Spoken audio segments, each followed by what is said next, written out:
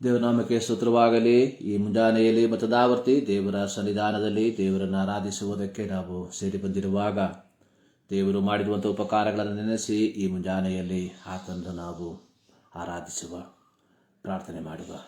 ನಮ್ಮನ್ನು ಬಹಳವಾಗಿ ಪ್ರೀತಿ ಮಾಡುವ ನಮ್ಮ ಪ್ರೀತಿಯ ತಂದೆಯಾದ ದೇವರೇ, ಈ ಒಂದು ದಿನಕ್ಕಾಗಿ ನಿಮಗೆ ಸ್ತೋತ್ರ ಸ್ವಾಮಿ. ಈ ಮುಂಜಾನೆಯಲ್ಲಿ ಮತದಾವರ್ತಿ ನಿಮ್ಮ ಪಾದ ಸನ್ನಿಧಾನದಲ್ಲಿ ನಿಮ್ಮನ್ನು ಸ್ತುತಿಸುವುದಕ್ಕೆ, ನಿಮ್ಮನ್ನು ಆರಾಧಿಸುವುದಕ್ಕೆ, ನಮ್ಮ ಜೀವಿತದಲ್ಲಿ ಈ ಒಂದು ದಿನವನ್ನು ಕೊಟ್ಟಿದ್ದಕ್ಕಾಗಿ ನಾವು ನಿಮಗೆ ವಂದನೆಯನ್ನು ಸಲ್ಲಿಸ್ತಾ ಇದ್ದೇವೆ. ಇಂದಿನ ಆರಾಧನೆಯನ್ನು ಕರ್ತನೆ ನಾವು ನಿಮ್ಮ ಸನ್ನಿಧಾನಕ್ಕೆ ಸಮರ್ಪಿಸ್ತಾ ಇದ್ದೇವೆ. ಆಡುವ ಹಾಡುಗಳ ಮೂಲಕ, ಧ್ಯಾನಿಸುವಂಥ ದೇವರ ವಾಕ್ಯದ ಮೂಲಕ ನಿಮ್ಮ ನಾಮ ಮಹಿಮೆ ಪಡಿಸುವಂತೆ ಈ ಆರಾಧನೆಯ ಮೂಲಕವಾಗಿ ಕೃಪೆ ಮಾಡೆಂಬುದಾಗಿ ನಾವು ಪ್ರಾರ್ಥಿಸ್ತಾ ಇದ್ದೇವೆ. ಹೌದು ಕರ್ತನೆ, ಈ ಮುಂಜಾನೆಯಲ್ಲಿ ಕರ್ತನೆ ನಮ್ಮ ಆರಾಧನೆಯಲ್ಲಿ ಭಾಗಿಗಳಾಗುವಂತಹ ಪ್ರತಿಯೊಬ್ಬರಿಗಾಗಿ ಸ್ತೋತ್ರ. ಈ ಮುಂಜಾನೆಯಲ್ಲಿ ನಿಮ್ಮ ಮಕ್ಕಳೊಟ್ಟಿಗೆ ಬೇಕಾಗಿರುವಂತಹ ನಿಮ್ಮ ದೈವಿಕವಾದ ಆಲೋಚನೆಗಳನ್ನು ತಿಳಿಯಪಡಿಸು. ಪ್ರಾರ್ಥನೆ ಕಡೆದಕ್ಕಾಗಿ ಸ್ತೋತ್ರ. ಯೇಸು ಕ್ರಿಸ್ತನ ನಾಮದಲ್ಲಿ ಬಿಡುತ್ತೇವೆ ನಮ್ಮ ಪ್ರೀತಿಯ ತಂದೆಯೇ, ಆಮೆನ್. ಒಂದು ಹಾಡನ್ನು ಹಾಡಿ ದೇವರನ್ನು ನಾವು ಮಹಿಮೆ ಪಡಿಸುವ. ಜಯತ್ತು ಜಯ ಕ್ರಿಸ್ತ, ಜಯತ್ತು ಜಯ ಕ್ರಿಸ್ತ, ಜಯತ್ತು ಜಯ ಕ್ರಿಸ್ತ, ಜಯತ್ತು ಜಯ ಕ್ರಿಸ್ತ, ಜಯತ್ತು ಜಯ ಕ್ರಿಸ್ತ, ಜಯತ್ತು ಜಯ ಕ್ರಿಸ್ತ. ನಿನ್ನ ವಾಕ್ಯವು ನನಗೆ ದೀಪವು, ಬಾಳಿಗಾದಾರ. ನಿನ್ನ ವಾಕ್ಯವು ನನಗೆ ದೀಪವು, ಬಾಳಿಗಾದಾರ, ಬಾಳಿಗಾದಾರ. ಜಯತ್ತು ಜಯ ಕ್ರಿಸ್ತ, ಜಯತ್ತು ಜಯ ಕ್ರಿಸ್ತ, ಜಯತ್ತು ಜಯ ಕ್ರಿಸ್ತ, ಜಯತ್ತು ಜಯ ಕ್ರಿಸ್ತ, ಜಯತ್ತು ಜಯ ಕ್ರಿಸ್ತ, ಜಯತ್ತು ಜಯ ಕ್ರಿಸ್ತ. ನಿನ್ನ ನಾಮವು ನನಗೆ ಶ್ರೇಷ್ಠವು, ಅಭಯಕಾದಾರ. ನಿನ್ನ ನಾಮವು ನನಗೆ ಶ್ರೇಷ್ಠವು, ಅಭಯಕಾದಾರ, ಅಭಯಕಾದಾರ. ಜಯತ್ತು ಜಯ ಕ್ರಿಸ್ತ, ಜಯತ್ತು ಜಯ ಕ್ರಿಸ್ತ, ಜಯತ್ತು ಜಯ ಕ್ರಿಸ್ತ, ಜಯತ್ತು ಜಯ ಕ್ರಿಸ್ತ, ಜಯತ್ತು ಜಯ ಕ್ರಿಸ್ತ, ಜಯತ್ತು ಜಯ ಕ್ರಿಸ್ತ. ಹಲ್ಲೆಲೂಯಾ. ಜಯತ್ತು ಜಯ ಕ್ರಿಸ್ತ ಅಂದರೆ ದೇವರನ್ನು ಆರಾಧಿಸುವಂಥದ್ದು. ಹಾಡುಗಾರನು ಹಾಡಿರುವಂಥದ್ದು, ನಿನ್ನ ವಾಕ್ಯವು ನನಗೆ ದೀಪವು, ಬಾಳಿಗೆ ಆಧಾರ. 119ನೇ ಕೀರ್ತನೆ ಅದರ 105ನೇ ವಾಕ್ಯದಲ್ಲಿ ನಾವು ನೋಡುವಂಥದ್ದು, ನಿನ್ನ ವಾಕ್ಯವು ನನ್ನ ಕಾಲಿಗೆ ದೀಪವು, ನನ್ನ ದಾರಿಗೆ ಬೆಳಕು ಆಗಿದೆ. ಸೊ ನಿನ್ನ ನಾಮವು ನನಗೆ ಶ್ರೇಷ್ಠವು, ಅಭಯಕ್ಕಾಧಾರ. ಸೊ ಈ ಒಂದು ಚರಣ ನಾವು ದೇವರನ್ನ ಹೇಗೆ ಆರಾಧಿಸುವುದಕ್ಕೆ ಸಾಧ್ಯವಾಗಿ ಮಾರ್ಪಡ್ತದೆ ಎಂಬುದನ್ನು ತಿಳಿಸುವಂಥದ್ದಾಗಿದೆ. ಒಂದು, ನಿನ್ನ ವಾಕ್ಯ ನನಗೆ ದೀಪ. 2, ನಿನ್ನ ನಾಮ ನನಗೆ ಶ್ರೇಷ್ಠ, ಅದು ನನ್ನ ಅಭಯ ಎಂಬುದಾಗಿ. ಈ ಮುಂಜಾನೆಯಲ್ಲಿ ದೇವರ ಸನ್ನಿಧಾನದಲ್ಲಿ ದೇವರನ್ನ ಆರಾಧಿಸುವುದಕ್ಕೆ, ದೇವರನ್ನ ಸ್ತುತಿಸುವುದಕ್ಕೆ ನಾವು ಸೇರಿ ಬಂದಿರುವಂಥವರಾಗಿದ್ದೇವೆ. ಆರಾಧನೆ ಅನ್ನುವಂಥದ್ದು ದೇವರಿಗೆ ನಾವು ಅರ್ಪಿಸುವಂತಹ ಅರ್ಪಣೆ ಅಥವಾ ದೇವರಿಗೆ ನಾವು ಸಲ್ಲಿಸುವಂತಹ ಕೃತಜ್ಞತೆ ಎಂಬುದಾಗಿ ನಾವು ನೋಡ್ತೇವೆ. ಆರಾಧನೆಯ ಕುರಿತಾಗಿ ನಾವು ದೇವರ ವಾಕ್ಯದಲ್ಲಿ ಅನೇಕ ವಾಕ್ಯ ಭಾಗಗಳನ್ನು ನಾವು ನೋಡ್ತೇವೆ. 146ನೇ ಕೀರ್ತನೆಯಲ್ಲಿ ಬರೆದಿರುವಂಥದ್ದು, ನನ್ನ ಮನವೇ ಯೆಹೋವನನ್ನು ಸ್ತುತಿಸು, ಪ್ರಾಣವಿರುವವರೆಗೂ ಯೆಹೋವನನ್ನು ಸ್ತುತಿಸು, ಜೀವಮಾನವೆಲ್ಲ ನನ್ನ ದೇವರನ್ನು ಕೊಂಡಾಡುವೆನು ಎಂಬುದಾಗಿ.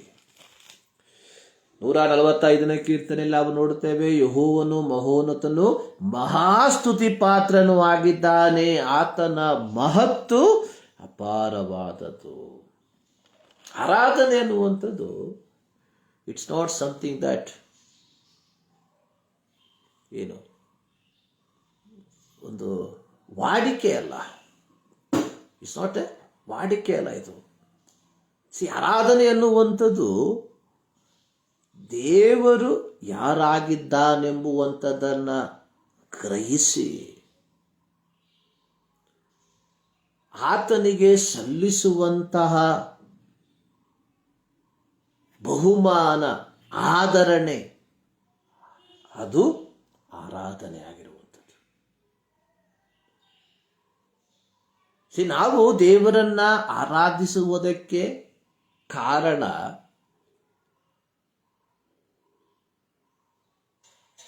ನಮ್ಮನ್ನು ಪಾಪದಿಂದ ಬಿಡುಗಡೆ ಮಾಡಿ ದೇವರ ಮಕ್ಕಳೆಂಬ ಪದವಿಯನ್ನ ನಮಗೆ ಕೊಟ್ಟದ್ದರ ಫಲವಾಗಿ ಇಂದು ನಾವು ದೇವರನ್ನು ಆರಾಧಿಸ್ತಾ ಇದ್ದೇವೆ. ಇಂದು ಇಡೀ ಪ್ರಪಂಚದಲ್ಲಿ ಕೋಟ್ಯಾನುಕೋಟಿ ಜನಸಂಖ್ಯೆ ಇರುವಂತಹ ಈ ಪ್ರಪಂಚದಲ್ಲಿ ಪ್ರತಿಯೊಬ್ಬರೂ ಯೇಸು ಸ್ವಾಮಿಯನ್ನು ಆರಾಧಿಸ್ತಾ ಇಲ್ಲ. ಆಯ್ದ ಕೆಲವರು ಮಾತ್ರ, ರಕ್ಷಣೆಯ ಅನುಭವವನ್ನ ಪಡೆದುಕೊಂಡಿರುವಂತಹ ಕೆಲವರು ಮಾತ್ರ. ಕಾರಣ, ನಮ್ಮ ಪಾಪಗಳಿಂದ ನಮ್ಮನ್ನ ಬಿಡುಗಡೆ ಮಾಡಿ ದೇವರ ಮಕ್ಕಳೆಂಬ ಪದವಿಯನ್ನ ನಮಗೆ ಕೊಟ್ಟಿರುವುದರಿಂದ ಆ ಒಂದು ದೈವಿಕವಾದಂತಹ ಕೃಪಾತಿಶಯಗಳನ್ನ ನಾವು ನೆನಪು ಮಾಡಿಕೊಂಡು ಆತನನ್ನು ನಾವು ಆರಾಧಿಸುವಂತವರಾಗಿದ್ದೇವೆ. ಆದುದರಿಂದಲೇ 145ನೇ ಕೀರ್ತನೆಯಲ್ಲಿ ನಾವು ನೋಡಿರುವಂಥದ್ದು, ಯೆಹೋವನು ಮಹೋನ್ನತನು, ಮಹಾಸ್ತುತಿ ಪಾತ್ರನು ಆಗಿದೆ. ಈ ಮಹೋನ್ನತನು ಇಸ್ ಎ ಹೌ ಮ್ಯಾಜೆಸ್ಟಿ ಎಂಬುದಾಗಿ ನೋಡ್ತೇವೆ. 8ನೇ ಕೀರ್ತನೆ ಅದರ ಪ್ರಾರಂಭ ವಾಕ್ಯದಲ್ಲಿ ನಾವು ಈ ರೀತಿ ನಾವು ಬರೆದಿಲ್ಲ, ನಮ್ಮ ಕರ್ತನಾದ ಯೆಹೋವನೇ, ನಿನ್ನ ನಾಮವು ಭೂಲೋಕದಲ್ಲೆಲ್ಲ ಎಷ್ಟೋ ಮಹಿಮೆಯುಳ್ಳದು, ಎಷ್ಟೋ ಮಹಿಮೆಯುಳ್ಳದು. ಹಾಡುಗಾರನು ಹಾಡಿರುವಂಥದ್ದು, ನಿನ್ನ ನಾಮವು ನನಗೆ ಶ್ರೇಷ್ಠವಾದಂಥದ್ದು. ಸೊ ಅದಕ್ಕೆ ದೇವರ ನಾಮಕ್ಕೆ ಸರಿಸಾಟಿಯಾಗಿರುವಂತಹ ಯಾವ ನಾಮವೂ ಇಲ್ಲ.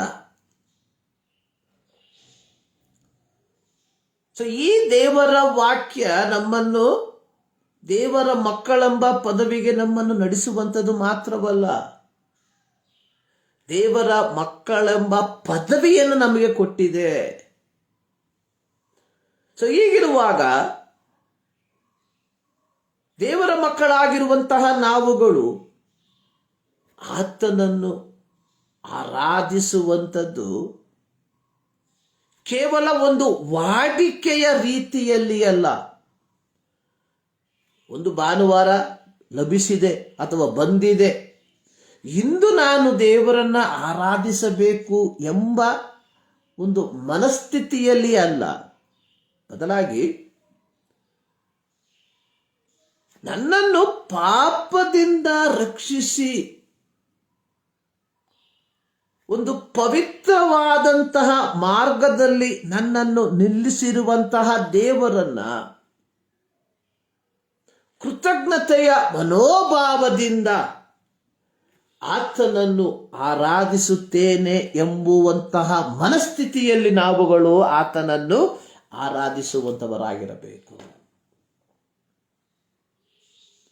ಈ ಮುಂಜಾನೆಯಲ್ಲಿ ಅನೇಕ ಕ್ರೈಸ್ತರು ಆಲಯಗಳಿಗೆ ಹೋಗಿ ದೇವರನ್ನ ಆರಾಧಿಸುವಂಥದ್ದನ್ನು ನಾವು ನೋಡ್ತೇವೆ. ಆಲಯಗಳಿಗೆ ಹೋಗುವಂಥದ್ದನ್ನು ನೋಡ್ತೇವೆ.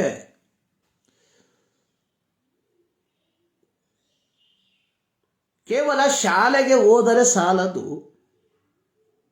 ಶಾಲೆಯಲ್ಲಿ ಕಲಿಸುವಂತಹ ಪಾಠಗಳನ್ನು ನಾವು ಸರಿಯಾಗಿ ಕಲಿತರೆ ಮಾತ್ರ ಮುಂದಿನ ತರಗತಿಗಳಿಗೆ ತೇರ್ಗಡೆಯನ್ನು ಹೊಂದುವಂಥದ್ದು. ಹಾಗೆ ಕೇವಲ ಆಲಯಗಳಿಗೆ ಹೋದರೆ ಸಾಲದು. ನಾವು ಆಲಯಗಳಿಗೆ ಹೋಗುವಂಥದ್ದು ನಮ್ಮ ಇರುವಿಕೆಯನ್ನ ತೋರಿಸುವುದಕ್ಕೋಸ್ಕರವಾಗಿ ಆಗಿರಬಾರದು. ನಾವು ಆಲಯಗಳಿಗೆ ಹೋಗುವಂಥದ್ದು ಆತನನ್ನು ಆರಾಧಿಸುವುದಕ್ಕೋಸ್ಕರವಾಗಿ. ಆತನನ್ನು ನಾವು ಆರಾಧಿಸಬೇಕಾದರೆ ಆತನ ಕುರಿತಾಗಿರುವಂತಹ, ಆತನಲ್ಲಿರುವಂತಹ ನಮ್ಮ ಪ್ರೀತಿ ಅದು ಶ್ರೇಷ್ಠವಾಗಿರುವಂಥದ್ದಾಗಿರಬೇಕು. ಸತ್ಯವೇದದಲ್ಲಿ ಬಯಲುಪಟ್ಟಿರುವಂತಹ ಒಂದು ವಾಕ್ಯ, ಹೃದಯದಲ್ಲಿ ತುಂಬಿರುವಂಥದ್ದು ಬಾಯಿಂದ ಹೊರಟು ಬರ್ತದೆ. ನಮ್ಮ ಹೃದಯದಲ್ಲಿ ಆರಾಧನೆ ಅಥವಾ ಆ ದೇವರಿಗೆ ಸಲ್ಲಿಸಬೇಕಾದಂತಹ ಆ ಒಂದು ಸ್ಥಾನ ನಮ್ಮ ಹೃದಯದಲ್ಲಿ ತುಂಬಿರುವುದಾದರೆ ಅದು ಆರಾಧನೆಯ ದಿನದಲ್ಲಿ ಆರಾಧನೆಯ ರೂಪದಲ್ಲಿ ಹೊರಗೆ ಬರುವಂಥದ್ದಾಗಿರ್ತದೆ. ಪರೀಕ್ಷೆಯಲ್ಲಿ ಕೊಟ್ಟಿರುವಂತಹ ಎಲ್ಲ ಪ್ರಶ್ನೆಗಳಿಗೆ ಉತ್ತರವನ್ನ ಬರೆಯಬೇಕಾದರೆ ಶಾಲೆಯಲ್ಲಿ ಕಲಿಸಿರುವಂತಹ ಪಾಠಗಳನ್ನು ನಾವು ಸರಿಯಾಗಿ ಕಲಿತಂತವರಾಗಿರಬೇಕು. ಪ್ರಶ್ನೆಗಳಿಗೆ ಉತ್ತರವನ್ನು ನಾವು ಕಲಿತಂತವರಾಗಿರಬೇಕು. ಸೊ ಎಲ್ಲಿಯವರೆಗೆ ನಾವು ಕಲಿತಿರುವುದಿಲ್ಲವೋ ಅಲ್ಲಿಯ ತನಕ ಅದನ್ನ ಬರೆಯುವುದಕ್ಕೆ ಸಾಧ್ಯವಿಲ್ಲ. ಯಾಕೆ ಅನೇಕರು ಪರೀಕ್ಷೆಗಳಲ್ಲಿ ತೇರ್ಗಡೆಯನ್ನು ಹೊಂದೋದಿಲ್ಲ, ಪಾಸ್ ಆಗೋದಿಲ್ಲ ಅಂದರೆ ಕಲಿಸಿರುವಂಥದ್ದನ್ನು ಕಲಿಯದೇ ಇರುವುದರ ಫಲವಾಗಿ. ಯಾಕೆ ದೇವರ ಮಕ್ಕಳು ಆಲಯಕ್ಕೆ ಹೋಗಿ ದೇವರನ್ನ ಆರಾಧನೆ ಮಾಡ್ತಾ ಇಲ್ಲ ಎಂಬುದಾಗಿ ನೋಡುವಾಗ ಅವರಲ್ಲಿ ದೈವಿಕ ಪ್ರೀತಿ ಅವರ ಹೃದಯದಲ್ಲಿ ತುಂಬದೇ ಇರುವುದರಿಂದ. ಹೃದಯದಲ್ಲಿ ತುಂಬಿರುವಂಥದ್ದೇ ಹೊರಗೆ ಬರುವಂಥದ್ದಾಗಿದೆ. ಆರಾಧನೆ ನನ್ನ ಹೃದಯದಲ್ಲಿ ತುಂಬಿರುವುದಾದರೆ ಅದು ಹೊರ ಬರುವಂಥದ್ದಾಗಿರ್ತದೆ. ದೇವರ ಪ್ರೀತಿ ನಮ್ಮಲ್ಲಿ ತುಂಬಿರುವಂಥದ್ದಾಗಿದ್ದರೆ ಅದು ಆರಾಧನೆಯ ರೂಪದಲ್ಲಿ ಹೊರಗೆ ಬರುವಂಥದ್ದಾಗಿರ್ತದೆ.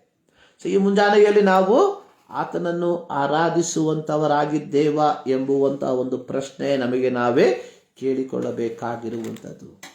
ಕೇವಲ ಆಲಯಕ್ಕೆ ಹೋದರೆ ಸಾಲದು, ಕೇವಲ ಧಾರ್ಮಿಕ ಆಚರಣೆಯಲ್ಲಿ ಭಾಗಿಗಳಾದರೆ ಸಾಲದು. ಇಂದು ಅನೇಕರು ನೆನೆಸುವಂಥದ್ದು ಸಭೆಗೆ ಹೋಗುವಂಥದ್ದೇ ಒಂದು ಆರಾಧನೆ, ಅಲ್ಲಿ ನಡೆಸುವಂತಹ ಧಾರ್ಮಿಕ ಆಚರಣೆಗಳಲ್ಲಿ ಭಾಗಿಯಾಗುವಂಥದ್ದೇ ಆರಾಧನೆ. ಯಾವುದು ಆರಾಧನೆ ಅಲ್ಲ. ಸಭೆಗೆ ಹೋಗುವಂಥದ್ದು ನಮ್ಮ ಇರುವಿಕೆಯನ್ನು ತೋರ್ಪಡಿಸುವುದಕ್ಕೋಸ್ಕರವಾಗಿ. ಧಾರ್ಮಿಕ ಆಚರಣೆಯಲ್ಲಿ ನಾವು ಭಾಗಿಗಳಾಗುವಂಥದ್ದು ಅದು ಕೇವಲ ಹೊರಗಿನ ತೋರಿಕೆ ಮಾತ್ರ. ಆರಾಧನೆ ಅನ್ನುವಂಥದ್ದು ಹೃದಯದಿಂದ ಬರುವಂಥದ್ದಾಗಿದೆ. ನಾವು ದೇವರ ವಾಕ್ಯದಲ್ಲಿ ನೋಡ್ತೇವೆ, ದೇವರು ಆತ್ಮನಾಗಿದ್ದಾನೆ, ಆತ್ಮನಾದ ದೇವರನ್ನು ಆತ್ಮದಲ್ಲಿಯೂ ಸತ್ಯದಲ್ಲಿಯೂ ಆರಾಧಿಸಬೇಕು. ಸತ್ಯ ಅನ್ನುವಂಥದ್ದು ನಮ್ಮ ಹೊರಗಿನ ತೋರಿಕೆಯಿಂದ ಬರುವಂಥದ್ದಲ್ಲ, ಹೃದಯದ ಅಂತರಾಳದಿಂದ ಬರುವಂಥದ್ದು. ಸತ್ಯವನ್ನ ಹೇಳು ಅಂತೀವಿ. ಸತ್ಯವನ್ನ ಹೇಳು ಅಂದ್ರೆ ಹೃದಯಕ್ಕೆ ತಟ್ಟಿ ಹೇಳು, ಅದೇ ಸತ್ಯ ಅನ್ನುವಂಥದ್ದು. ಬಾಯಿಂದ ಹೇಳುವಂಥದ್ದಲ್ಲ ಸತ್ಯ, ಹೃದಯದಿಂದ ಹೇಳುವಂಥದ್ದು ಸತ್ಯ. ಬಾಯಿಂದ ಆಡುವಂಥದ್ದಲ್ಲ ಆರಾಧನೆ, ಹೃದಯದಿಂದ ಆಡುವಂಥದ್ದು ಆರಾಧನೆ. ಈ ಮುಂಜಾನೆಯಲ್ಲಿ ದೇವರನ್ನು ಆರಾಧಿಸುವುದಕ್ಕೆ ನಾವು ಸೇರಿ ಬಂದಿದ್ದೇವೆ.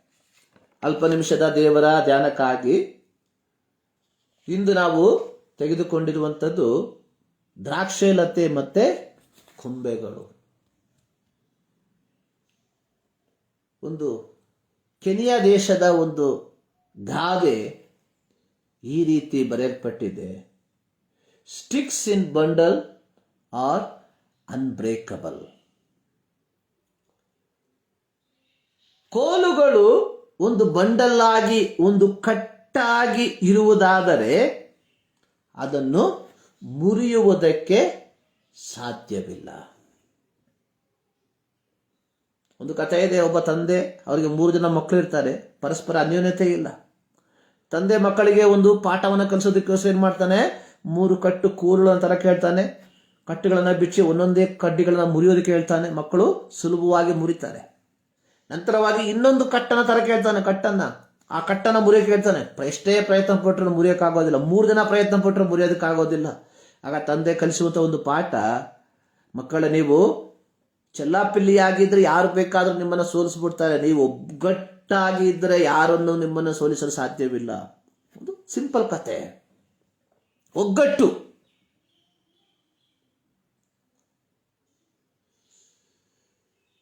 ಕ್ರೈಸ್ತರಾದ ನಮ್ಮ ಜೀವಿತದಲ್ಲಿ ಈ ಒಂದು ಐಕ್ಯತೆ ಬಹಳ ಪ್ರಾಮುಖ್ಯವಾಗಿರುವಂಥದ್ದು.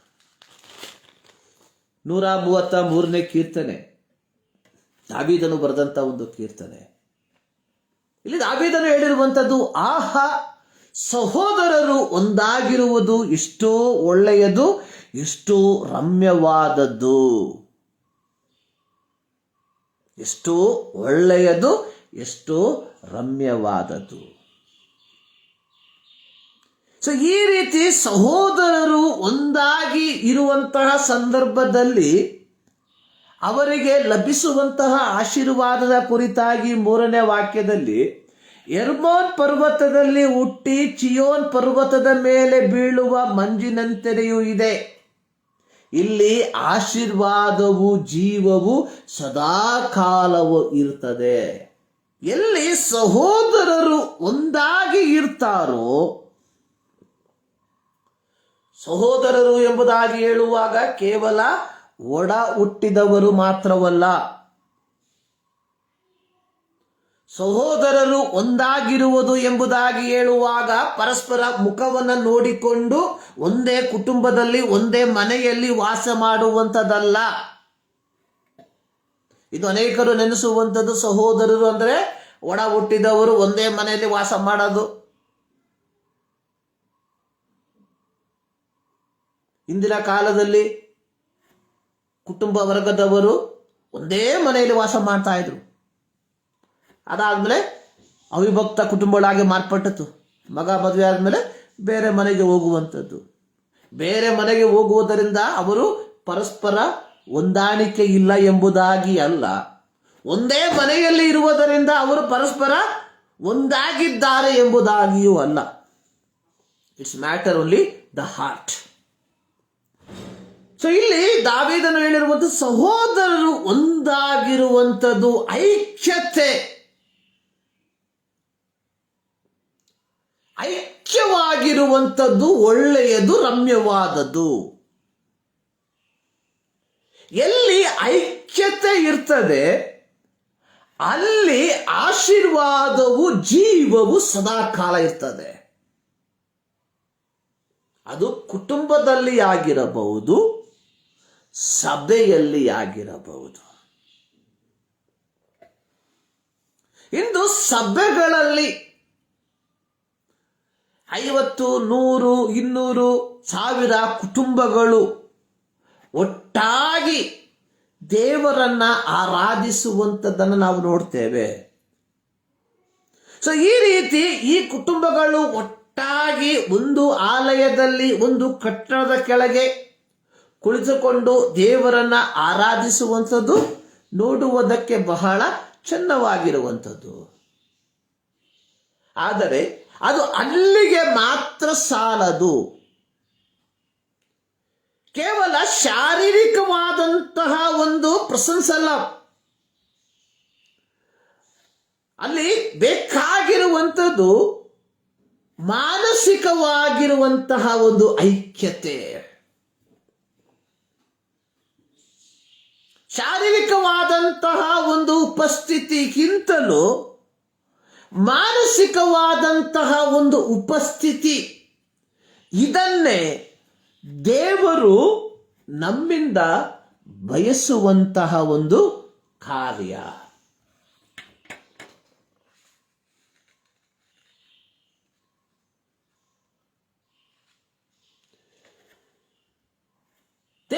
ವಾಕ್ಯವನ್ನು ನಾವು ಕೂಲಂಕುಷವಾಗಿ ಕಲಿಯುವಾಗ ಅಪೊಸ್ತಲನಾದ ಪೌಲನು ಕೊರಿಂಥದಲ್ಲಿರುವಂತಹ ವಿಶ್ವಾಸಿಗಳಿಗೆ ಬರೆದಿರುವಂಥದ್ದು, ನೀವು ದೇವರ ಆಲಯವಾಗಿದ್ದೀರಿ, ದೇವರ ಆತ್ಮನು ನಿಮ್ಮಲ್ಲಿ ವಾಸ ಮಾಡುತ್ತಾನೆಂದು ನಿಮಗೆ ಗೊತ್ತಿಲ್ಲವೋ.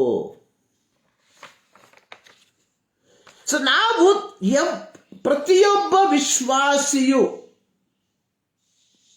ದೇವರ ಆಲಯದ ಒಂದೊಂದು ಭಾಗಗಳಾಗಿದ್ದೇವೆ ಎಂಬುವಂಥದ್ದನ್ನು ನಾವು ಮರೆಯಬಾರದು. ಹೀಗೆ ಪರಸ್ಪರ ಆಲಯದ ಒಂದೊಂದು ಅಂಗಗಳಾಗಿರುವ, ಒಂದೊಂದು ಭಾಗಗಳಾಗಿರುವ ನಾವುಗಳು ಆ ಒಂದು ಐಕ್ಯತೆಯಲ್ಲಿ ಜೀವಿಸುವಂಥವರಾಗಿರಬೇಕು ಎಂಬುವಂಥದ್ದನ್ನ ನಾವು ಎಂದಿಗೂ ಮರೆಯಬಾರದು. ದೇವರ ವಾಕ್ಯವನ್ನ ನಾವು ಕೂಲಂಕಷವಾಗಿ ಕಲಿಯುವಾಗ ಸತ್ಯವೇದದಲ್ಲಿ ಐಕ್ಯತೆಗೆ ಅತ್ಯಂತ ಹೆಚ್ಚಿನ ಒತ್ತನ್ನ ಕೊಟ್ಟಿರುವಂಥದ್ದನ್ನು ನಾವು ನೋಡ್ತೇವೆ. ಯೆಹೆಜ್ಕೇಲನ ಪುಸ್ತಕ 37ನೇ ಅಧ್ಯಾಯ ಅದರ 15ರಿಂದ 23 ವಾಕ್ಯಗಳಲ್ಲಿ ಸರ್ವಶಕ್ತನಾದ ಯೆಹೋವನು ಎರಡು ಜನಾಂಗ ಅಥವಾ ಎರಡು ದೇಶಗಳನ್ನ ಒಂದು ಮಾಡುವುದರ ಕುರಿತಾಗಿ ಒಂದು ಪ್ರವಾದನೆಯನ್ನು ಯೆಹೆಜ್ಕೇಲನ ಮೂಲಕವಾಗಿ ಹೇಳಿಸುವಂಥದ್ದನ್ನು ನಾವು ನೋಡ್ತೇವೆ. ಎರಡು ರಾಜ್ಯವನ್ನ ಒಂದಾಗಿಸುವಂತಹ ಒಂದು ಪ್ರವಾದನಾ ವಾಕ್ಯ.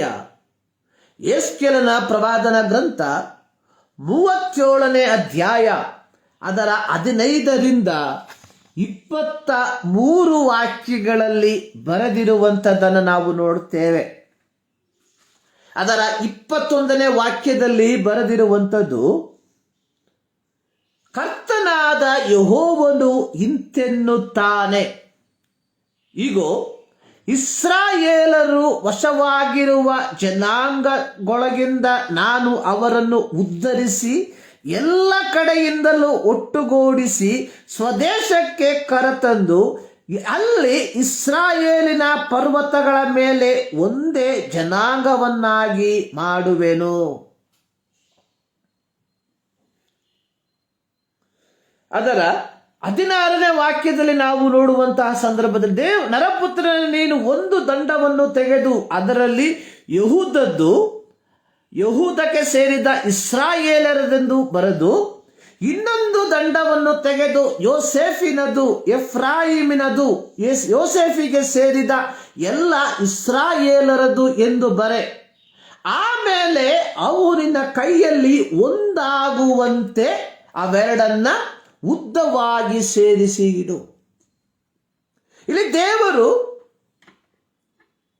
ಪ್ರವಾದಿಯಾದ ಯೆಹೆಜ್ಕೇಲನಿಗೆ ಹೇಳುವಂಥದ್ದು, ನೀನು ಎರಡು ದಂಡವನ್ನು ತೆಗೆದು ಒಂದನ್ನು ಯಹೂದದ್ದು ಎಂದು ಬರೆದು ಎರಡನೇ ದಂಡಕ್ಕೆ ಇಸ್ರಾಯೇಲಿಗೆ ಸೇರಿದ್ದು ಎಂಬುದಾಗಿ ಬರೆದು ಎರಡನ್ನು ಒಟ್ಟಿಗೆ ಇಡು ಎಂಬುದಾಗಿ, ಎರಡನ್ನು ಒಂದರ ಮೇಲೆ ಒಂದಾಗಿ ಇಟ್ಟು ಒಂದೇ ದಂಡವಾಗಿ ಹಿಡಿದುಕೋ ಎಂಬುದಾಗಿ ಹೇಳುವಂಥದ್ದನ್ನು ನೋಡುತ್ತೇವೆ.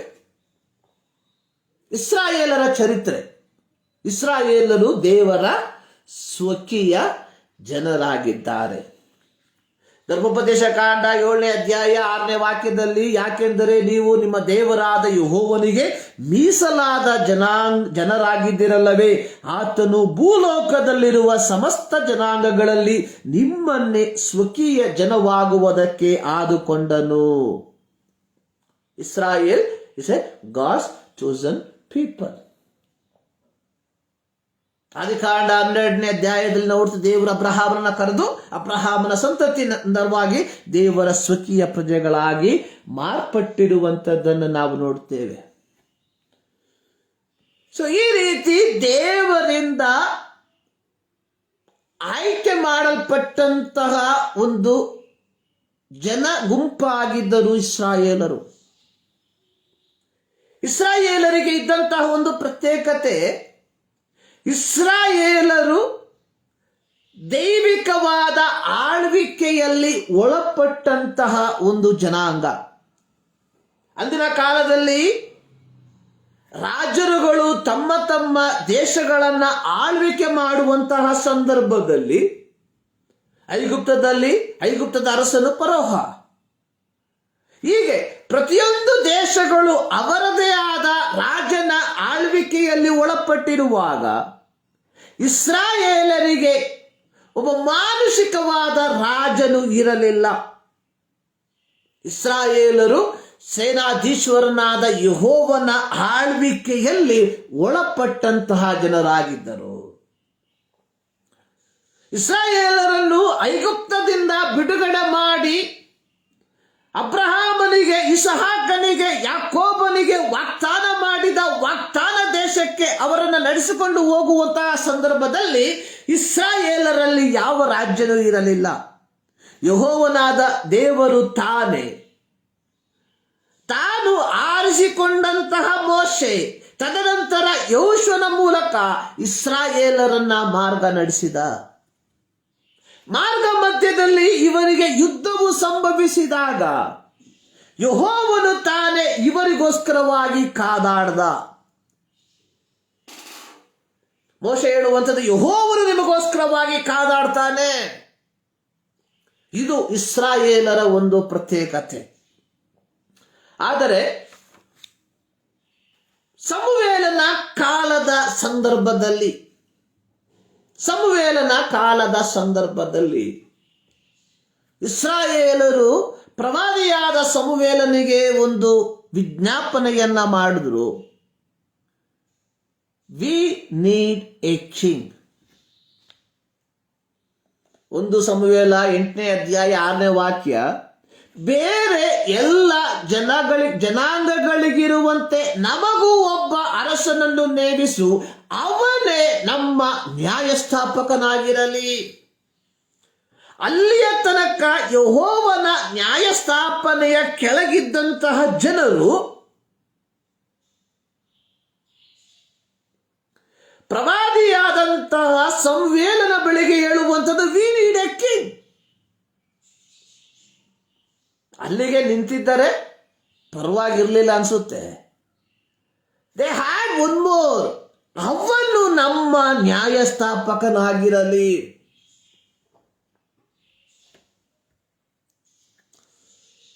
ಇದನ್ನ ಸಮುವೇಲನು ಯೆಹೋವನಿಗೆ ಹೇಳಿದಾಗ ಯೆಹೋವನು ಹೇಳುವಂಥದ್ದು, ಅವರು ನಿನ್ನನ್ನಲ್ಲ ನನ್ನನ್ನ ತಿರಸ್ಕರಿಸಿದ್ದಾರೆ, ಡೂ ಇಟ್, ಅವರು ಹೇಳಿದಂತೆ ಅವರಿಗೆ ಮಾಡು.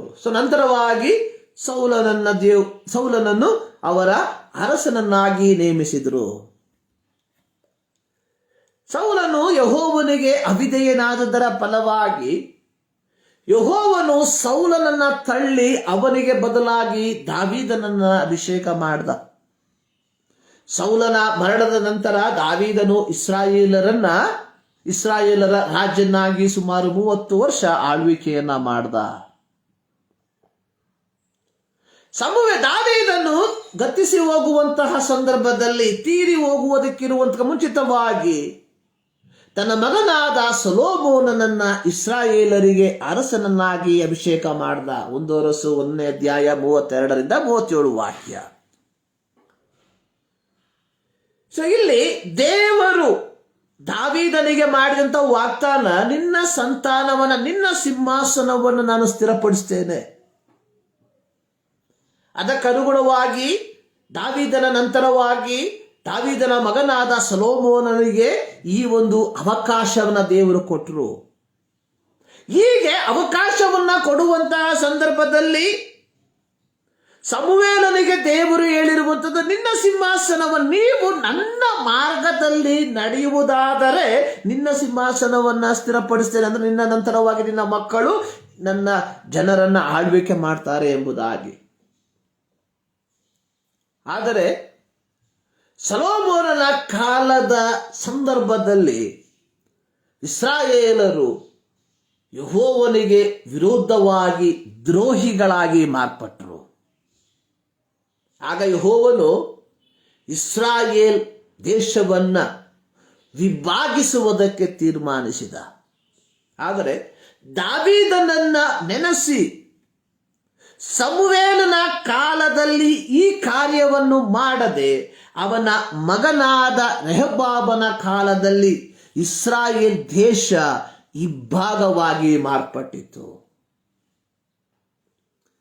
ಇಸ್ರಾಯೇಲರ 12 ಕುಲಗಳಲ್ಲಿ 10 ಕುಲಗಳು ಇಸ್ರಾಯೇಲ್ ಎಂಬ ಒಂದು ಭಾಗವಾಗಿ ಮಾರ್ಪಟ್ಟರೆ 2 ಕುಲ ಯೆಹೂದ ರಾಜ್ಯವಾಗಿ ಮಾರ್ಪಟ್ಟಿತು. ತದನಂತರವಾಗಿ ಈ 2 ದೇಶಗಳು ತಮ್ಮ ಅನಾಚಾರದ ಮೂಲಕವಾಗಿ ಯೆಹೋವನಿಗೆ ಕೋಪವನ್ನೆಬ್ಬಿಸಿದರ ಫಲವಾಗಿ 2 ವ್ಯತ್ಯಸ್ತವಾದಂತಹ ಸಮಯಗಳಲ್ಲಿ ಪ್ರವಾಸಿಗಳಾಗಿ ಒಯ್ಯಲ್ಪಟ್ಟರು. ಹೀಗೆ ಪ್ರವಾಸಿಗಳಾಗಿ ಒಯ್ಯಲ್ಪಟ್ಟು 2 ಪ್ರತ್ಯೇಕ ಸ್ಥಳಗಳಲ್ಲಿ 2 ಗುಂಪಿನ ಜನರು ಜೀವಿಸುತ್ತಿರುವಂತಹ ಸಂದರ್ಭದಲ್ಲಿ ಸೇನಾಧೀಶ್ವರನಾದ ಯೆಹೋವನು ಪ್ರವಾದಿಯಾದ ಯೆಹೆಜ್ಕೇಲನ ಮೂಲಕವಾಗಿ ಒಂದು ಪ್ರವಾದನ ಸಂದೇಶವನ್ನು ಕೊಟ್ಟಿರುವಂಥದ್ದನ್ನು ನಾವು ನೋಡುತ್ತೇವೆ. ಆ ಪ್ರವಾದನ ಸಂದೇಶವು ಏನೆಂದರೆ ಇಸ್ರಾಯೇಲ್ ಮತ್ತು ಯೆಹೂದ ಒಂದಾಗಿ ಮಾರ್ಪಡುವಂಥದ್ದು. ನನ್ನ ಮೊದಲನೆಯ ಉಪಶೀರ್ಷಿಕೆ ಅನ್ನುವಂಥದ್ದು ಯುನಿಟಿ ಈಸ್ ಗಾಡ್ಸ್ ಡಿಸೈರ್. ಐಕ್ಯತೆ ಅನ್ನುವಂಥದ್ದು ದೇವರು ಬಯಸುವಂತಹ ಕಾರ್ಯವಾಗಿದೆ. ಇವತ್ತು ಲೋಕ ಬಯಸುವಂಥದ್ದು ಅವನವನ ಕೆಲಸವನ್ನ ಮಾಡಿಕೊಂಡು ಹೋಗಲಿ. ಇವತ್ತು ಕುಟುಂಬ ಬಯಸುವಂಥದ್ದು ಅವನವನ ಕೆಲಸವನ್ನ ಮಾಡಿಕೊಂಡು ಹೋಗಲಿ. ಆದರೆ ದೇವರು ಬಯಸುವಂಥದ್ದು ಒಂದು ಐಕ್ಯತೆಯನ್ನ. ಇಲ್ಲಿ ಪ್ರವಾದಿಯಾದಂತಹ ಯೆಹೆಜ್ಕೇಲನ ಮೂಲಕವಾಗಿ ಸರ್ವಶಕ್ತನಾದ ದೇವರು ಇಸ್ರಾಯೇಲ್ ಮತ್ತು ಯೆಹೂದ ಜನಾಂಗಕ್ಕೆ ಕೊಟ್ಟಿರುವಂತಹ ಒಂದು ಪ್ರವಾದನ ಮಾತೇನೆಂದರೆ, ಚದರಿ ಹೋಗಿರುವಂತವರೇ, ನಿಮ್ಮನ್ನು ನಾನು ಒಂದುಗೂಡಿಸುತ್ತೇನೆ. This is God's plan. Unity is God's plan. ಐಕ್ಯತೆ ಅನ್ನುವಂಥದ್ದು ದೈವಿಕವಾದಂತಹ ಪದ್ಧತಿಯಾಗಿದೆ.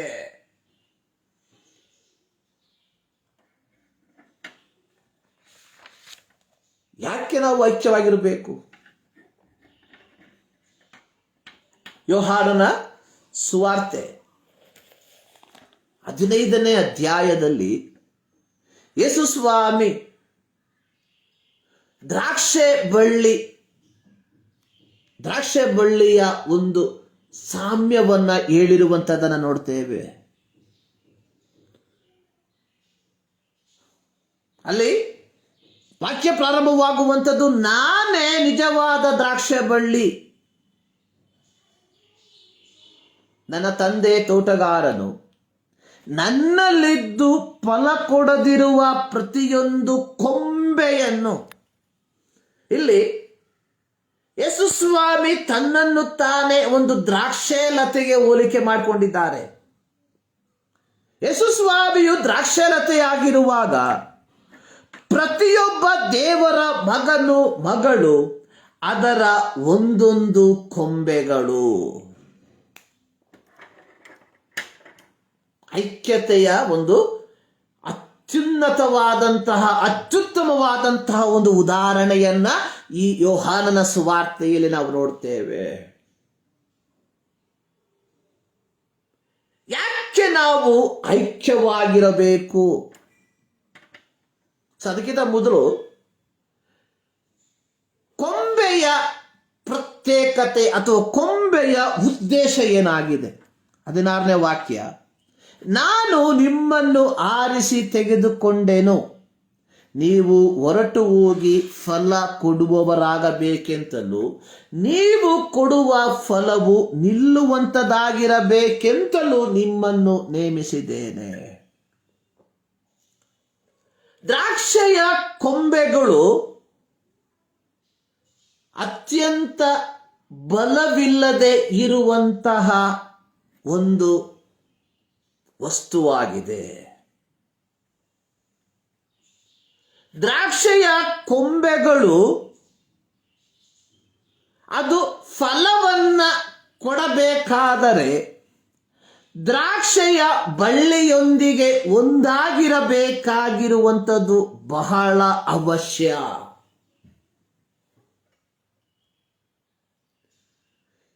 ಯಾವಾಗ ಈ ದ್ರಾಕ್ಷೆಯ ಕೊಂಬೆಗಳು ದ್ರಾಕ್ಷೆಯ ಬಳ್ಳಿಯೊಂದಿಗೆ ಒಂದಾಗಿರುವುದಿಲ್ಲವೋ, ಎಲ್ಲಿಯ ತನಕ ಈ ದ್ರಾಕ್ಷೆಯ ಕೊಂಬೆಗಳು ದ್ರಾಕ್ಷೆಯ ಬಳ್ಳಿಯಲ್ಲಿ ಒಂದಾಗಿರುತ್ತದೋ ಅದು ಹರಡುವಂಥದ್ದಾಗಿರ್ತದೆ.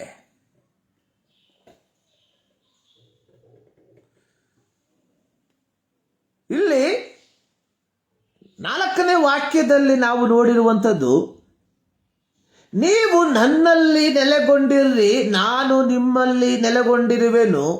ಕೊಂಬೆಯು ಬಳ್ಳಿಯಲ್ಲಿ ನೆಲೆಗೊಂಡಿರದಿದ್ದರೆ ಹೇಗೆ ತನ್ನಷ್ಟಕ್ಕೆ ತಾನೇ ಫಲ ಕೊಡಲಾರದು, ಹಾಗೆಯೇ ನೀವು ನನ್ನಲ್ಲಿ ನೆಲೆಗೊಂಡಿರದಿದ್ದರೆ ಫಲ ಕೊಡಲಾರಿರಿ.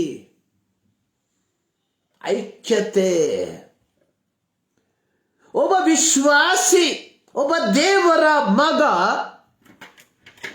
ಒಂದು ವಿಜಯಕರವಾದ ಕ್ರೈಸ್ತ ಜೀವಿತವನ್ನ ಈ ಲೋಕದಲ್ಲಿ ಜೀವಿಸಬೇಕಾದರೆ ಅವನು ಕ್ರಿಸ್ತನೊಂದಿಗೆ ಒಂದು ನಿರಂತರವಾದಂತಹ ಒಂದು ಸಂಬಂಧವನ್ನ ಬೆಳೆಸಿರುವಂತವನಾಗಿರಬೇಕು. ದೇವರು ನಿನ್ನನ್ನು ನನ್ನನ್ನು ಕರೆದಿರುವಂಥದ್ದು ನಮ್ಮಿಷ್ಟದ ಪ್ರಕಾರವಾಗಿ ಜೀವಿಸುವುದಕ್ಕೋಸ್ಕರವಾಗಿ ಅಲ್ಲ. ದೇವರು ನಿನ್ನನ್ನು ನನ್ನನ್ನು ಕರೆದಿರುವಂಥದ್ದು ನಮ್ಮದೇ ಸುಖ ಸೌಕರ್ಯಗಳಲ್ಲಿ ಜೀವಿಸುವುದಕ್ಕೋಸ್ಕರವಾಗಿ ಅಲ್ಲ. ದೇವರು ನಿನ್ನನ್ನು ನನ್ನನ್ನು ಕರೆದಿರುವಂಥದ್ದು ಕ್ರಿಸ್ತನಲ್ಲಿ ಐಕ್ಯವಾಗಿದ್ದು ಫಲವನ್ನ ಕೊಡುವಂತವರಾಗಿ ಜೀವಿಸುವುದಕ್ಕೋಸ್ಕರವಾಗಿ. 4ನೇ ವಾಕ್ಯದಲ್ಲಿ ಬರೆಯಲ್ಪಟ್ಟಿರುವಂಥದ್ದು, ನೀವು ನನ್ನಲ್ಲಿ ನೆಲೆಗೊಂಡಿರದಿದ್ದರೆ ನೀವು ಫಲವನ್ನ ಕೊಡಲಾರಿರಿ. ಕೊಂಬೆಯು ದ್ರಾಕ್ಷೆ ಬಳ್ಳಿಯೊಂದಿಗೆ ನೆಲೆಗೊಂಡಿರದಿದ್ದರೆ ಹೇಗೆ ಫಲವನ್ನು ಕೊಡುವುದಿಲ್ಲವೋ ಹಾಗೆ ನೀವು ನನ್ನಲ್ಲಿ ನೆಲೆಗೊಂಡಿರದಿದ್ದರೆ ಫಲವನ್ನು ಕೊಡಲಾರಿರಿ. ಹೀಗೆ ದೈವಿಕವಾದ ಐಕ್ಯತೆಯಲ್ಲಿ ನೀನು ನಾನು ಜೀವಿಸದೆ ಹೋದರೆ ಏನು ಸಂಭವಿಸುತ್ತದೆ ಎಂಬುವಂಥದ್ದನ್ನ ದೇವರು ಸ್ಪಷ್ಟವಾಗಿ ಈ ಸುವಾರ್ತೆಯಲ್ಲಿ ಬರೆದಿರುವಂಥದ್ದನ್ನು ನಾವು ನೋಡ್ತೇವೆ. 6ನೇ ವಾಕ್ಯ, ಯಾವನು ನನ್ನಲ್ಲಿ ನೆಲೆಗೊಂಡಿರುವುದಿಲ್ಲವೋ ಅವನು ಆ ಕೊಂಬೆಯಂತೆ ಹೊರಗೆ ಬಿಸಾಕಲ್ಪಟ್ಟು ಒಣಗಿ ಹೋಗುವನು.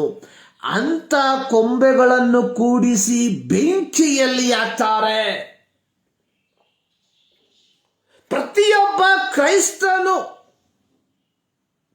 ಬಹಳ ಗಮನವಿಟ್ಟು ಕೇಳಬೇಕಾಗಿರುವಂತಹ ದೇವರ ವಾಕ್ಯ ಇದು. ನಮ್ಮಿಷ್ಟದ ಪ್ರಕಾರವಾಗಿ ಜೀವಿಸುವುದಕ್ಕೋಸ್ಕರವಾಗಿ ಇರುವಂತಹ ಮಾರ್ಗವಲ್ಲ ಕ್ರೈಸ್ತ ಮಾರ್ಗ. ಇಲ್ಲಿ ಯೇಸು ಸ್ವಾಮಿ ಸ್ಪಷ್ಟವಾಗಿ ಹೇಳ್ತಾ ಇದ್ದಾನೆ. ನೀವು ನನ್ನಲ್ಲಿ ನೆಲೆಗೊಂಡಿದ್ದು ಯಾವ ರೀತಿ ಕೊಂಬೆ ದ್ರಾಕ್ಷೆ ಬಳ್ಳಿಯಲ್ಲಿ ನೆಲೆಗೊಳ್ಳದೆ ಹೋದರೆ ಒಣಗಿ ಹೋಗ್ತದೆ. ಹೀಗೆ ಒಣಗಿ ಹೋಗುವಂತಹ ಕೊಂಬೆಗಳನ್ನ ತೋಟಗಾರನು ಮುರಿದು ಹಾಕಿ ಹೊರಗೆ ಬಿಸಾಕ್ತಾನೆ. ತದನಂತರವಾಗಿ ಮಾತ್ರವಲ್ಲ, ಅದನ್ನು ಬೆಂಕಿಯಲ್ಲಿ ಹಾಕ್ತಾನೆ. ದೇವರಲ್ಲಿ ನಾವು ನೆಲೆಗೊಂಡು ದೇವರು ಉದ್ದೇಶಿಸುವಂತಹ ಫಲಗಳನ್ನು ಕೊಡದೆ ಹೋದರೆ ನಮಗೆ ನ್ಯಾಯ ತೀರ್ಪು ನಿಶ್ಚಿತವಾಗಿ ಬರುವಂತದ್ದಾಗಿದೆ ಎಂಬುದನ್ನ ನಾನು ಮರಿಬಾರದು. ಕೇವಲ ಭಾನುವಾರ ಆಲಯಕ್ಕೆ ಹೋಗಿ ಸಭೆಯಲ್ಲಿ ಕುಳಿತು ಹೊರ ಬರುವಂಥದ್ದಲ್ಲ ಕ್ರೈಸ್ತತ್ವ. ಕ್ರೈಸ್ತತ್ವ ಅನ್ನುವಂಥದ್ದು ಕ್ರಿಸ್ತನಲ್ಲಿ ನೆಲೆಯಾಗಿದ್ದು ನಾವು ಫಲವನ್ನು ಕೊಡುವವರಾಗಿ ಮಾರ್ಪಡಬೇಕು. ಇದಕ್ಕೋಸ್ಕರವಾಗಿಯೇ 2000 ವರ್ಷಗಳ ಹಿಂದೆ ಮಾನವನ ರೂಪವನ್ನು ತಾಳಿ ಈ ಲೋಕಕ್ಕೆ ಬಂದು ನಮ್ಮೆಲ್ಲರ ಪಾಪಗಳಿಗೋಸ್ಕರವಾಗಿ ತನ್ನನ್ನು ಯಜ್ಞಾರ್ಪಿತನಾಗಿ ಅರ್ಪಿಸಿಕೊಂಡು ಯೇಸು ಕ್ರಿಸ್ತನ ರಕ್ತದ ಮೂಲಕ ಪಾಪ ಕ್ಷಮಾಪಣೆಯನ್ನು ಕೊಟ್ಟು ದೇವರ ಮಕ್ಕಳೆಂಬ ಪದವಿಯನ್ನು ಕೊಟ್ಟು ನಿನ್ನನ್ನು ನನ್ನನ್ನು ಆತನು ಕೊಂಡುಕೊಂಡಿರುವಂಥದ್ದು. ಇಟ್ಸ್ ನಾಟ್ ದಟ್ ಭಾನುವಾರ ಆರಾಧನೆಗೆ ಹೋಗಿ ಆಲಯಕ್ಕೆ ಹೋಗಿ ತಿರುಗಿ ಬರುವುದಕ್ಕೋಸ್ಕರವಾಗಿ ಅಲ್ಲ. So we should abide in him. ನಾವು ಆತನಲ್ಲಿ ನೆಲೆಗೊಂಡಿರಬೇಕು. ಸೊ ಯಾವ ರೀತಿಯಾಗಿ 2 ದೇಶವನ್ನ ದೇವರು ಒಂದು ಮಾಡುವುದಕ್ಕೆ ತೀರ್ಮಾನಿಸಿದನೋ ಹಾಗೆಯೇ ದೇವರು ಹೊಸ ಒಡಂಬಡಿಕೆಯ ದೇವ ಜನರಾದ ನಮ್ಮನ್ನು ಸಹ ಆತನಲ್ಲಿ ಐಕ್ಯವಾಗಿರುವುದಕ್ಕೋಸ್ಕರವಾಗಿ ಕರೆದು ಬೇರ್ಪಡಿಸಿದ್ದಾನೆ ಎಂಬುವಂಥದ್ದನ್ನ ನಾನು ಎಂದಿಗೂ ಮರೆಯಬಾರದು.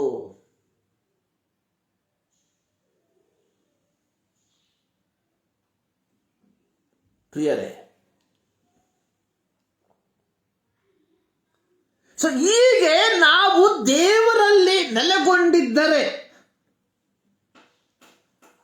ಸೊ ಅದರಿಂದ ಬರುವಂತಹ ಆಶೀರ್ವಾದಗಳ ಕುರಿತಾಗಿ 7-8 ವಾಕ್ಯದಲ್ಲಿ ನಾವು ನೋಡ್ತೇವೆ.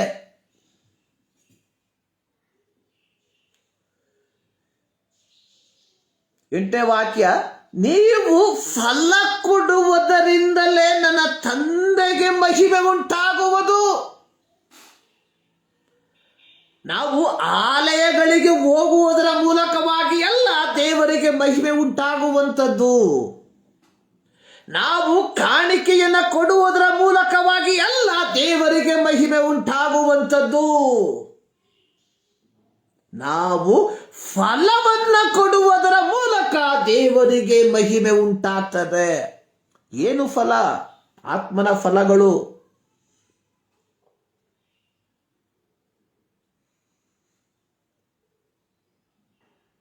ಈ ಫಲಗಳನ್ನು ನಾವು ಕೊಡಬೇಕಾದ್ರೆ ನಾವು ಮೊದಲು ಕ್ರಿಸ್ತನಲ್ಲಿ ಐಕ್ಯವುಳ್ಳವರಾಗಿರಬೇಕು.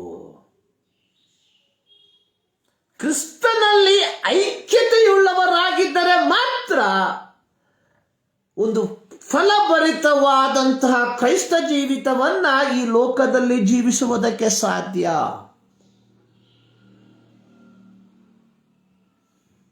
ಒಬ್ಬ ಕ್ರಿಸ್ತನಲ್ಲಿ ಐಕ್ಯವಾಗಿರುವಂತಹ ವ್ಯಕ್ತಿ ಮಾತ್ರ ಯಥಾರ್ಥವಾದಂತಹ ಒಬ್ಬ ಶಿಷ್ಯ. ಈ ಲೋಕದಲ್ಲಿ ನಾವು ಸಭೆಯ ಸದಸ್ಯರಾಗಿರಬಹುದು ಅಂತ ಹೇಳಿ ನಾವು ಯೇಸುಸ್ವಾಮಿಯ ಶಿಷ್ಯರಾಗುವುದಕ್ಕೆ ಸಾಧ್ಯವಿಲ್ಲ. ಯಥಾರ್ಥವಾಗಿ ಯೇಸುವಿನ ಶಿಷ್ಯನಾಗಿ ನಾನು ಮಾರ್ಪಡಬೇಕಾದರೆ ನಾವು ಕ್ರಿಸ್ತನಲ್ಲಿ ಐಕ್ಯವಾಗಿದ್ದು ಫಲವನ್ನ ಕೊಡುವಂತಹ ವ್ಯಕ್ತಿಗಳಾಗಿರಬೇಕು. Unity is God's desire. ಐಕ್ಯತೆ ಅನ್ನುವಂಥದ್ದು ದೇವರು ಬಯಸುವಂಥದ್ದು. ಯಾಕೆ ದೇವರು ಐಕ್ಯತೆಯನ್ನು ಬಯಸುತ್ತಾನೆ ಎಂಬುದಾಗಿ ನೋಡುವಂಥದ್ದು ನಾವು ಫಲವನ್ನ ಕೊಡುವವರಾಗಿ ಜೀವಿಸಬೇಕೆಂಬುದಕ್ಕೋಸ್ಕರವಾಗಿ. ಈ ಮುಂಜಾನೆಯಲ್ಲಿ ಪ್ರಿಯರೇ,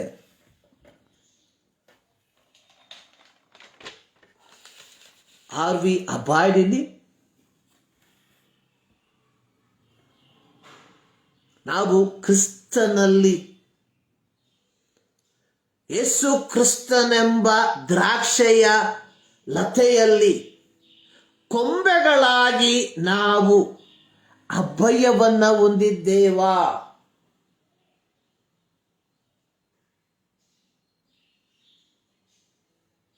ಇನ್ನೊಂದು ಪ್ರತ್ಯೇಕತೆ, ಕೊಂಬೆಗಳಲ್ಲಿ ಬರುವಂತಹ ಗೊಂಚಲಾದಂತಹ ದ್ರಾಕ್ಷೆಗಳು ಇತರರಿಗೆ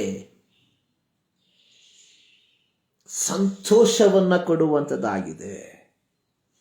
ನಮ್ಮ ಜೀವಿತ, ನನ್ನ ಜೀವಿತ ಇತರರಿಗೆ ಸಂತೋಷವನ್ನ, ನೆಮ್ಮದಿಯನ್ನ, ಆದರಣೆಯನ್ನ ಕೊಡುವಂತಹ ಜೀವಿತಗಳಾಗಿದ್ದೀಯ ಎಂಬುದನ್ನು ಒಂದು ಸಾರಿ ಯೋಚಿಸಬೇಕಾಗಿರುವಂಥದ್ದು ಬಹಳ ಪ್ರಾಮುಖ್ಯ. Unity is God's desire. ಐಕ್ಯತೆ ದೇವರು ಬಯಸುವಂಥದ್ದಾಗಿದೆ. ಯಾತಕ್ಕೋಸ್ಕರವಾಗಿ ನಾವು ಆತನಿಗೆ ಫಲವನ್ನ ಕೊಡುವಂಥವರಾಗಿ ಮಾರ್ಪಡಬೇಕೆಂಬುದಾಗಿ ಆತನು ನಮ್ಮನ್ನು ಬಯಸುವಂಥವನಾಗಿದ್ದಾನೆ. 1 ಕೊರಿಂಥ 12ನೇ ಅಧ್ಯಾಯ ಅದರ 12ರಿಂದ 27 ವಾಕ್ಯಗಳನ್ನ ಓದುವಂತಹ ಸಂದರ್ಭದಲ್ಲಿ ಐಕ್ಯತೆಯ ಕುರಿತಾಗಿ ಬರೆದಿರುವಂಥದ್ದನ್ನು ನೋಡುತ್ತೇವೆ. ದೇಹವು ಒಂದೇ ಅಲ್ಲ, ಅನೇಕ ಅಂಗಗಳಾಗಿದೆ. ಕಾಲು ನಾನು ಕೈಯಿಲ್ಲದ ಕಾರಣ ದೇಹಕ್ಕೆ ಸೇರಿದವನಲ್ಲವೆಂದು ಹೇಳಿದರೆ ಅದು ದೇಹಕ್ಕೆ ಸೇರದೆ ಇರುವುದೋ? ಐಕ್ಯತೆ, ಐಕ್ಯತೆ, ಐಕ್ಯತೆ ಸತ್ಯವೇದವು ಬಹಳ ಸ್ಪಷ್ಟವಾಗಿ ಹೇಳುವಂಥದ್ದಾಗಿದೆ. ಪ್ರಾರಂಭದಲ್ಲಿ ಹೇಳಿದೆ, ಭಾನುವಾರ ಆಲಯಕ್ಕೆ ಬಂದು ಕುಳಿತುಕೊಳ್ಳುವಂಥದ್ದಲ್ಲ ಐಕ್ಯತೆ, ಮನಸ್ಥಿತಿಯಲ್ಲಿ, ಮನಸ್ಸಿನಲ್ಲಿ ಐಕ್ಯತೆ. ಆ ಒಂದು ಐಕ್ಯತೆ ನಮ್ಮ ಜೀವಿತದಲ್ಲಿ ಉಂಟು ಪ್ರಿಯರೇ. ಈ ಮುಂಜಾನೆಯಲ್ಲಿ ಈ ಮಾತುಗಳ ಮೂಲಕ ದೇವರು ನಿಮ್ಮನ್ನು ಆಶೀರ್ವದಿಸಲಿ. ಪ್ರಾರ್ಥನೆ ಮಾಡೋಣ. ನಮ್ಮನ್ನು ಬಹಳವಾಗಿ ಪ್ರೀತಿ ಮಾಡುವ ನಮ್ಮ ಪ್ರೀತಿಯ ತಂದೆಯಾದ ದೇವರೇ, ಈ ಒಂದು ದಿನಕ್ಕಾಗಿ ಸ್ತೋತ್ರ. ಮತ್ತೊಂದು ಆವರ್ತಿ ನಿಮ್ಮ ಸನ್ನಿಧಾನಕ್ಕೆ ನಮ್ಮನ್ನೇ ಸಮರ್ಪಿಸ್ತಾ ಇದ್ದೇವೆ. ಐಕ್ಯತೆಯ ಕುರಿತಾಗಿ ನಿಮ್ಮ ವಾಕ್ಯವನ್ನು ನಾವು ಮನನ ಮಾಡುವಂತೆ ನಿನ್ನ ಕೃಪೆ ಮಾಡಿದಿ. ಹೌದು ಕರ್ತನೆ, ಕೇಳಿರುವಂಥ ದೇವರ ವಾಕ್ಯ ನಮ್ಮ ಜೀವಿತಕ್ಕೆ ಫಲಪ್ರದವಾಗಿ ಮಾರ್ಪಡುವಂತೆ ನಿನ್ನ ಕೃಪೆ ಮಾಡು. ಪ್ರಾರ್ಥನೆ ಕೇಳಿದ್ದಕ್ಕಾಗಿ ಸ್ತೋತ್ರ. ಯೇಸು ಕ್ರಿಸ್ತನ ಒಂದು ನಾಮದಲ್ಲಿ ಬೇಡುತ್ತೇವೆ ನಮ್ಮ ಪ್ರೀತಿಯ ತಂದೆ. ನಮ್ಮ ಕರ್ತನಾದ ಯೇಸು ಕ್ರಿಸ್ತನ ಕೃಪೆ, ತಂದೆಯಾದ ದೇವರ ಪ್ರೀತಿ, ಪವಿತ್ರಾತ್ಮನ ಅನ್ಯೋನ್ಯತೆ ನಾವು ಪ್ರಾರ್ಥಿಸಿದಂಥ ಎಲ್ಲ ಪ್ರಾರ್ಥನಾ ಮನವಿಗಳ ಮೇಲೆ ಇಂದಿನಿಂದ ಸದಾಕಾಲವೂ ನೆಲೆಯಾಗಿರಲಿ. ಆಮೇನ್. ಸರ್ವಶಕ್ತನಾದ ದೇವರು ನಿಮ್ಮೆಲ್ಲರನ್ನ ಧಾರಾಳವಾಗಿ ಆಶೀರ್ವದಿಸಲಿ. ಈ ಒಂದು ವಾರ ನಿಮ್ಮ ಜೀವಿತದಲ್ಲಿ ಒಂದು ದೈವಿಕ ಆಶೀರ್ವಾದದ ದಿನಗಳಾಗಿ ಮಾರ್ಪಡಲಿ ಎಂಬುದಾಗಿ ಪ್ರಾರ್ಥಿಸುತ್ತೇನೆ. May God bless you.